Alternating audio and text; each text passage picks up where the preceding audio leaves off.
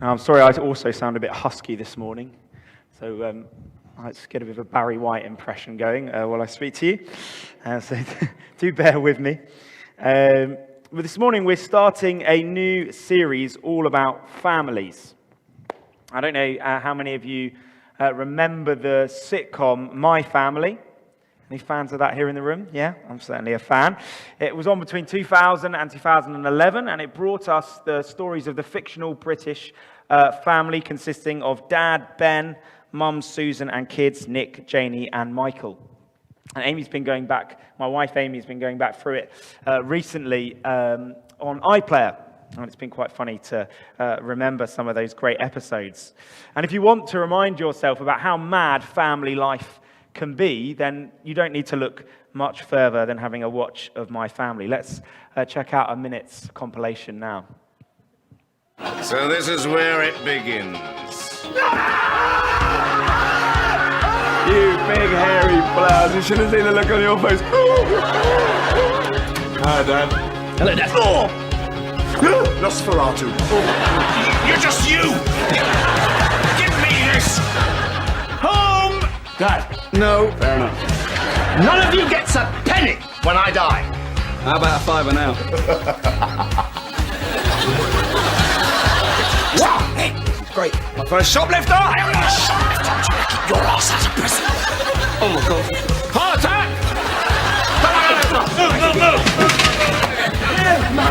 Mum, it's me, Michael.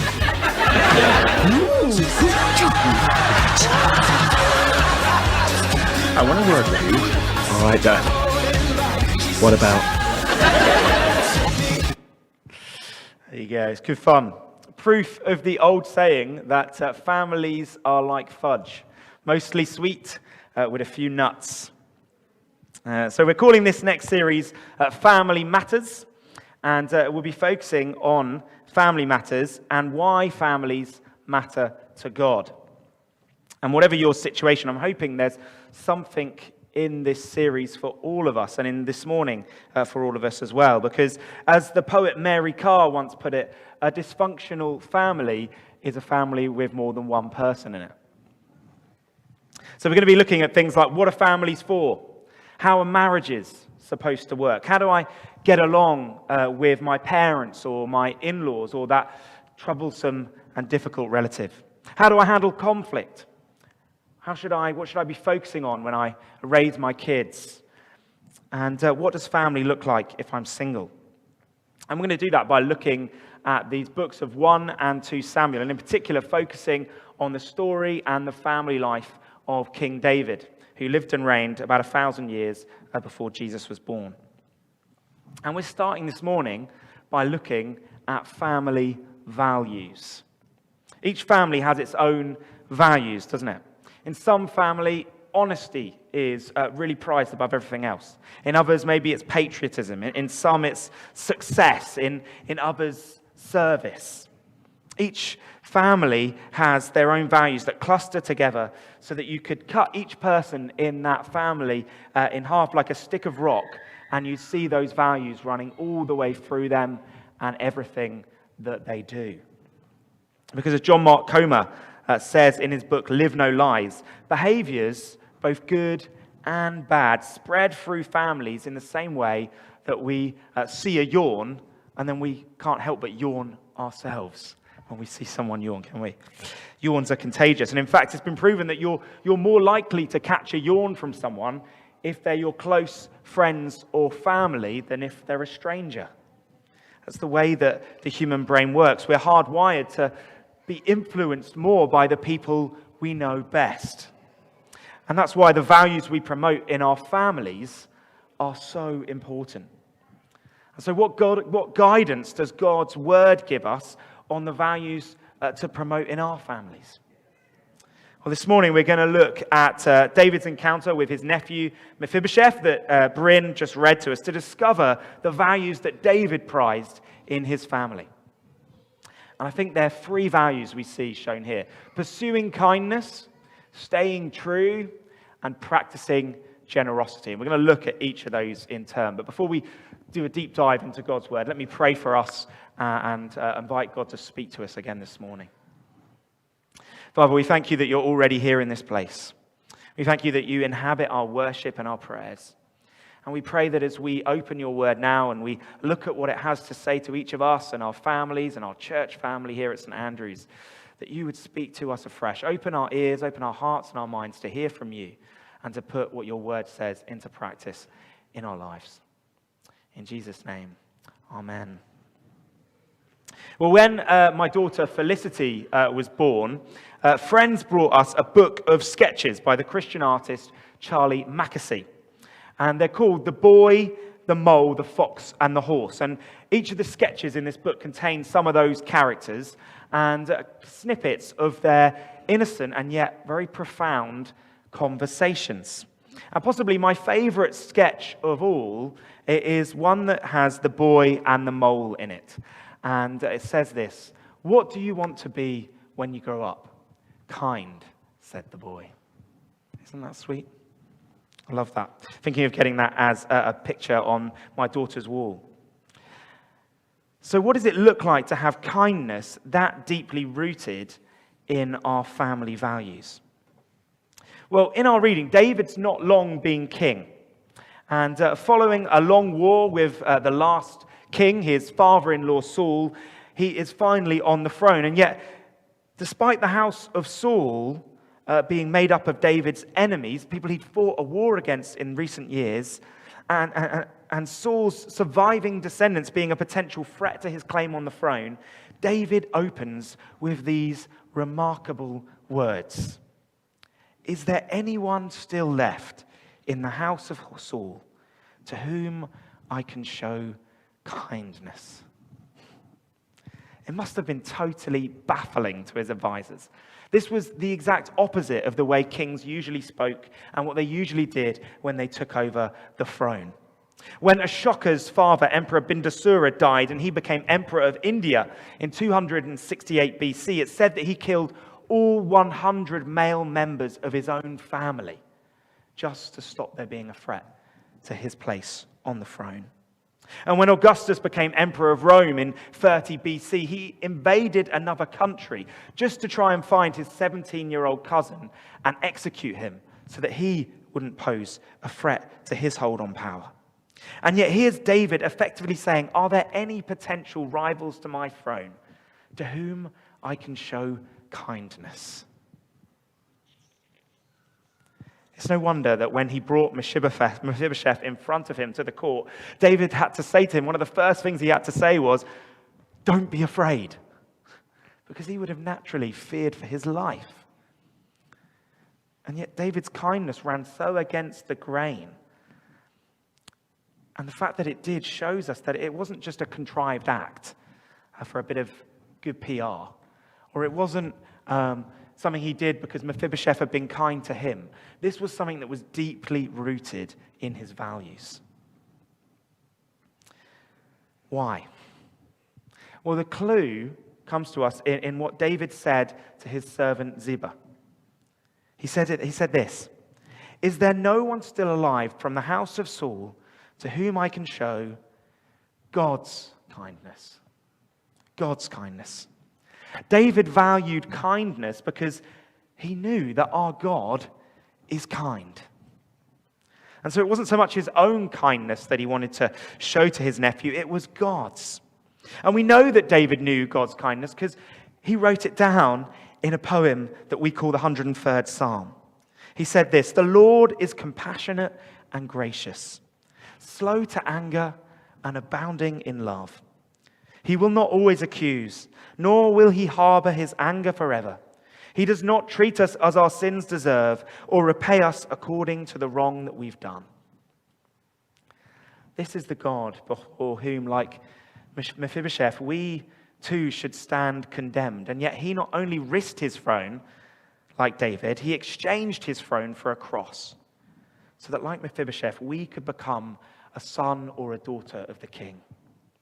And so being kind should be a core family value in every Christian household, because that's how we bear witness to God's character. It reminds me of an article I read this week about Rosemary Smith. Rosemary was a woman who loved to cook and bake for her family. Her kitchen was a busy, noisy place where family, friends, and neighbors were always welcome and well-fed and guaranteed lively conversation. As her youngest son, Al, wrote in The Guardian, "My friends used to come round to eat Mum's chocolate cake rather than to see me." And so when sadly Rosemary died at the age of 65 in 2007, she left a big hole in their hearts and also in their stomachs.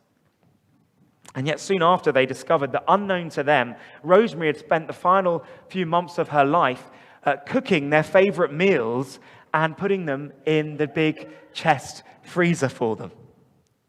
Everything from meals for two to food for bustling family parties. And among the labeled contents were 50 meals, 3 years' worth of Christmas pudding, and litres of gravy. And reflecting on those early years, Al writes, "Rosemary believed a family that ate together would stay together. And I think she worried that without her food, we wouldn't all get together.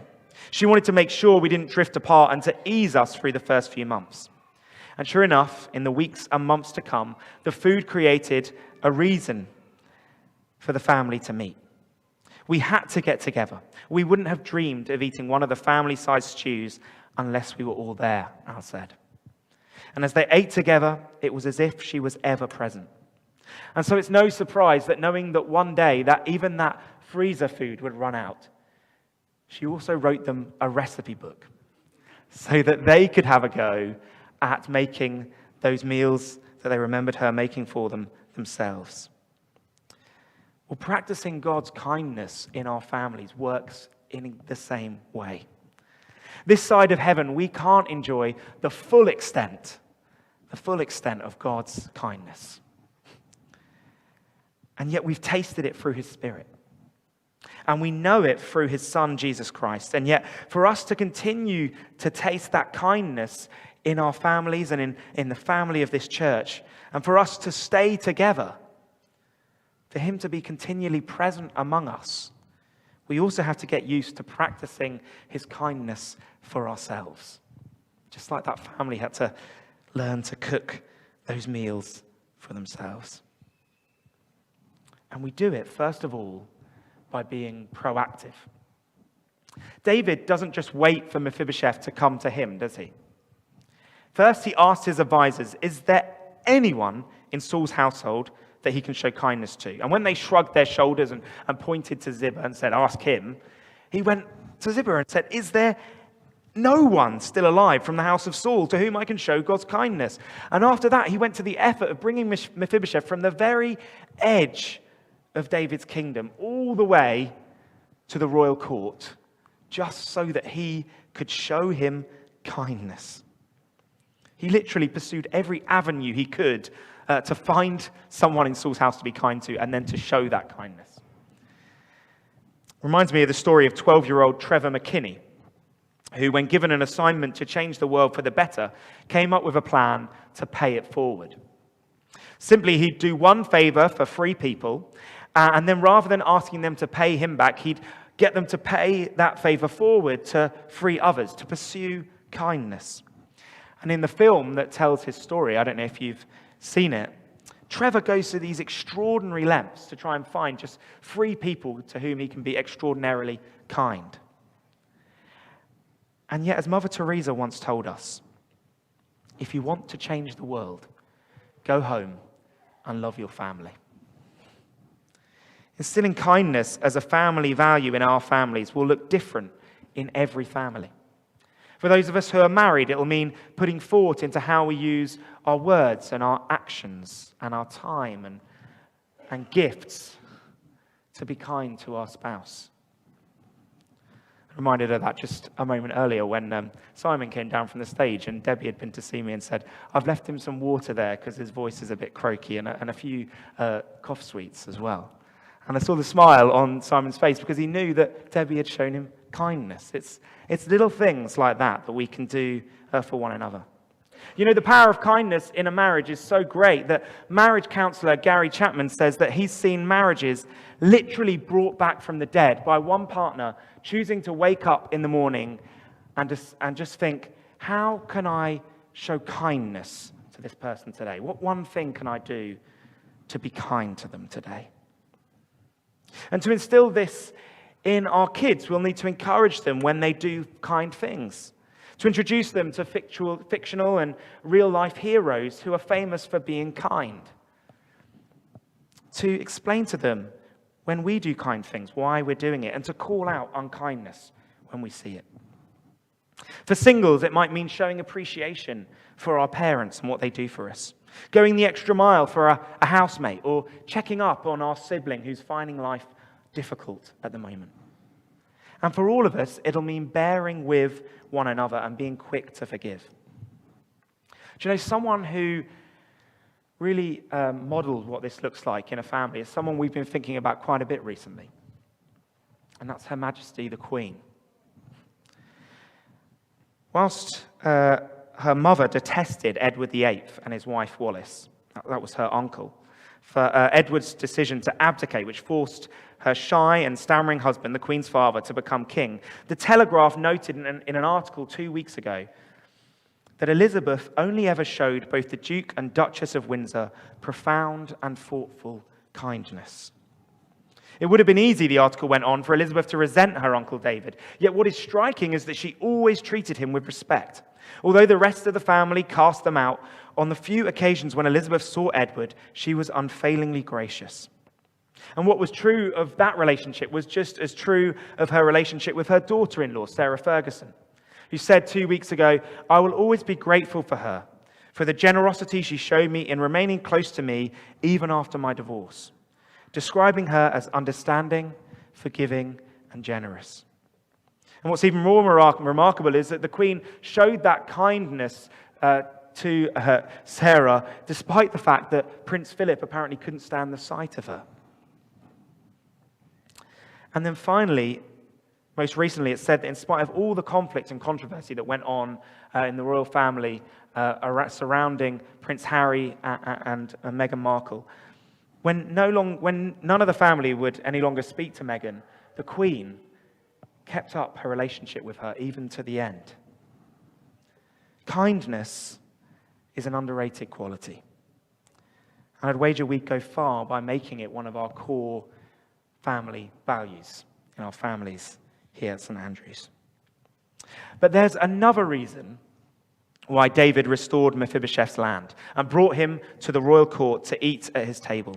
And that's because David also placed a high value on staying true to his word.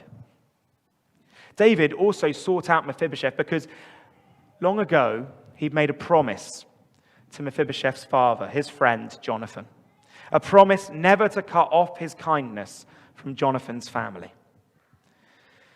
It's hard for us today to understand just how much keeping your word meant in ancient cultures.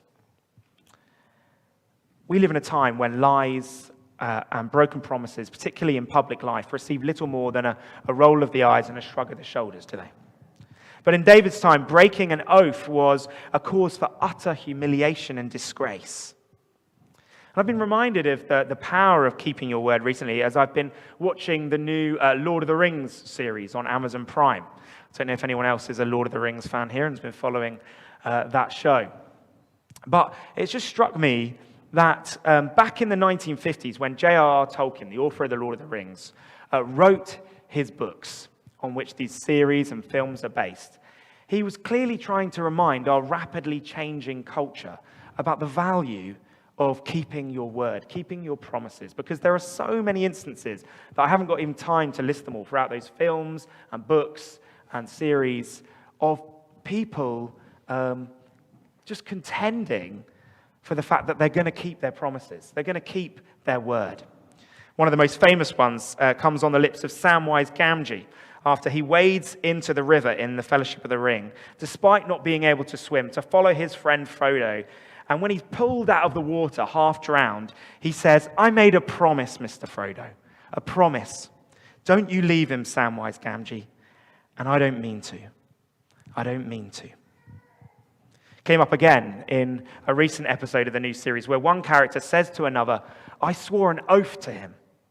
To some that may now hold little weight, but in my esteem, it is by such things that our very souls are bound."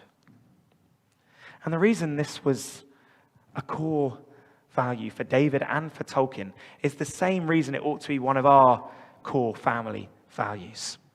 Because they knew that our God is always true to his word. As we just said at Elsie and Maisie's baptism, he keeps his promises forever. Or in the words of Joshua to the Israelites in the Bible, you know with all your heart and soul that not one of all the good promises the Lord your God gave you has failed. Every promise has been fulfilled. And as his followers, we're called to be like him. It doesn't have to be dramatic. Parents, it can be something as simple as following through on our promised rewards and promised discipline. If we're married, it'll mean staying true to the promises we made on our wedding day, something Simon's going to be helping us to think about in a few weeks' time. Godparents here this morning, it means staying true to the promises you've made to Elsie and Maisie. And for the rest of us who are godparents to other children, staying true to our promises to them, to draw them by your example into the community of faith and walk with them in the way of Christ.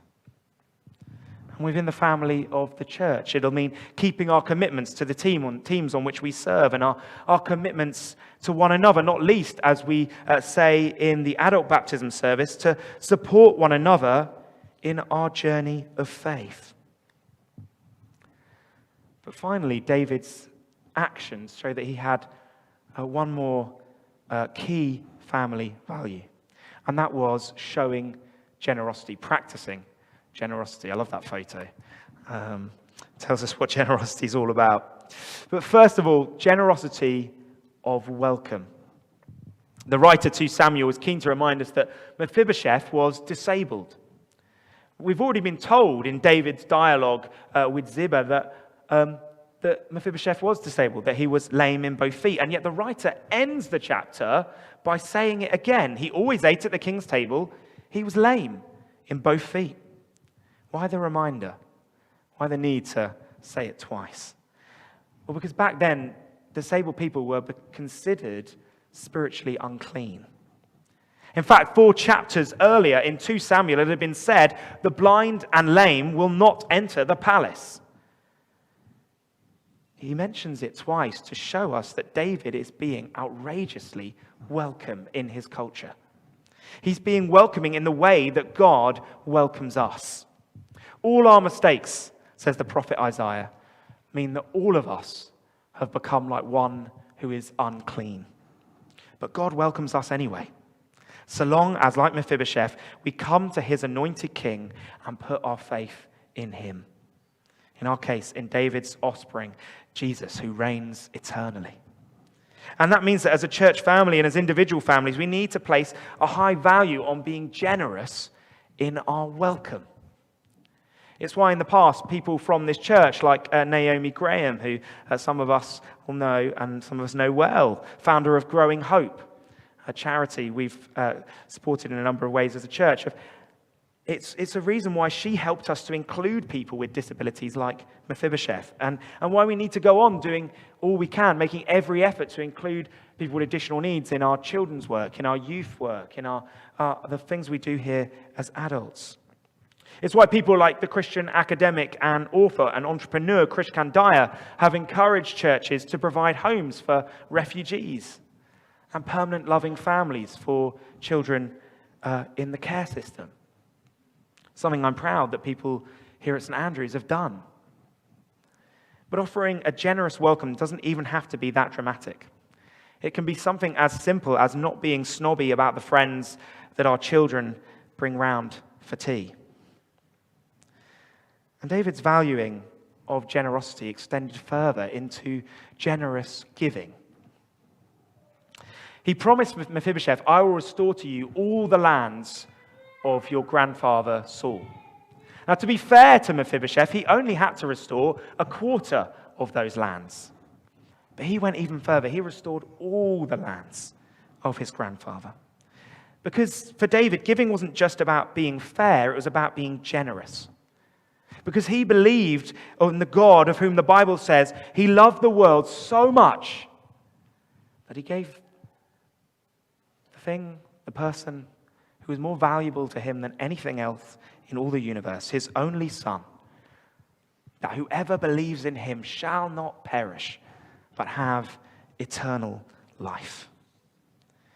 So we model that value of generous giving in our families when we give generously to one another, but when we also give generously to those beyond our immediate family unit. Amy's taught me a lot about that in our own family, and she's often pushing me and pushing us to give more of our money away. And often it's true that in a marriage, in a family, there's one person who's more of a natural giver. If that's you, my advice is to contend for that value in your family, because it's a value that is after God's own heart. That's also something we can teach our kids, isn't it? We usually pick up from our parents our kind of habits and values when it comes to money, don't we? Some of us are more natural savers and some of us are more natural spenders. But we can also teach our kids to become natural givers by involving our kids in the decisions we make about what charities we give to as a family. By showing them the difference that our giving is making, either through letters we give and receive, perhaps with a compassion child, or just the general sort of charity mailing that we get that tells us the difference that our money is making. And an example of this is my friend Tom, who was brought up to value generous giving by his parents, who gave him £1 a week as pocket money, and then told him that he taught him really to put in a jar, 10p in a jar for charity each week, and 10p to take and put in the offering plate at church to teach him how to tithe. And it became such a deeply ingrained family value for him that he says that giving to charity and tithing to church is something that just is second nature to him, because he was brought up with that value of generous giving. And similarly, because we're a church family who values generous giving, we put on events like the one that was just mentioned earlier in our service, The Noise, where we invite people from across the community, people who live in this area, to come and receive free activities here at church, free food, and join in fun together with no cost, because we want to be generous givers. But last of all, we're told that David said to Mephibosheth, "You will always eat at my table." And that as a result, Mephibosheth ate at David's table like one of the king's sons. You know, Mephibosheth wasn't a blood relative of David's. He was his nephew by marriage.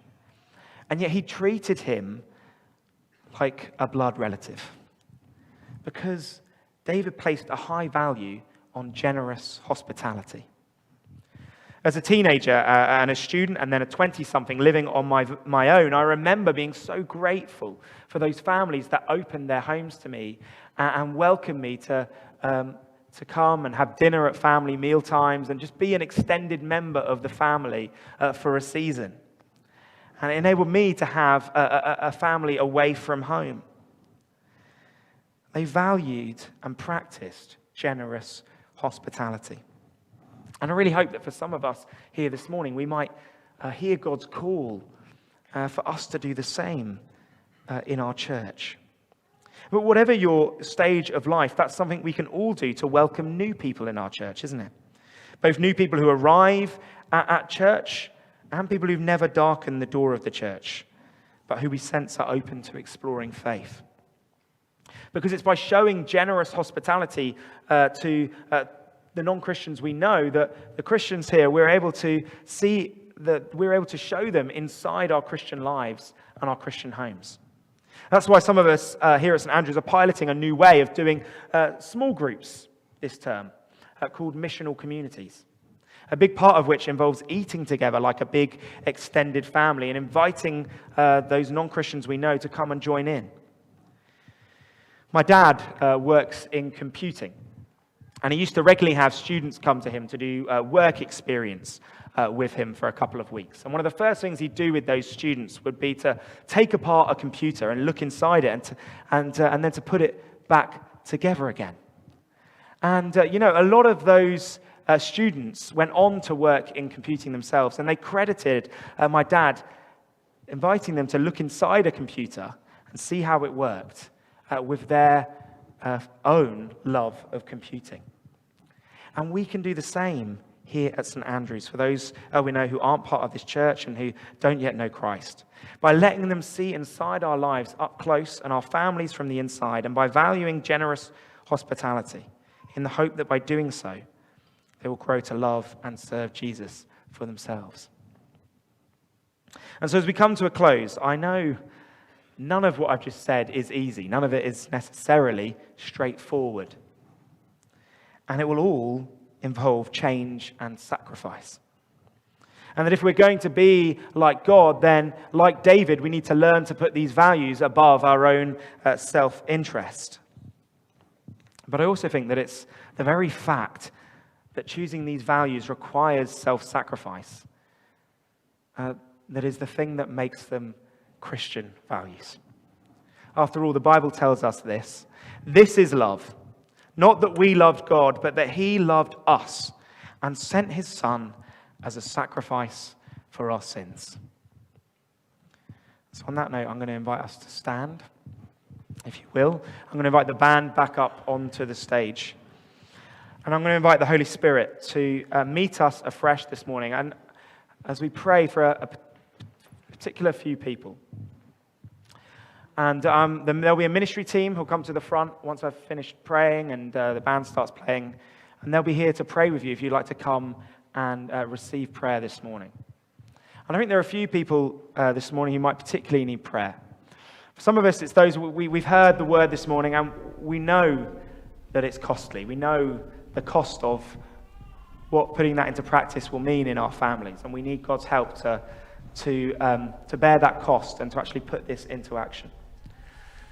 Some of us, we hear that word about promises, keeping promises in our family, and we're acutely aware that we've been let down in that area by members of our own family in the past. Come and be prayed for, and we'd love to pray for healing for you in that area. And then for some of us, it's that call to generous hospitality.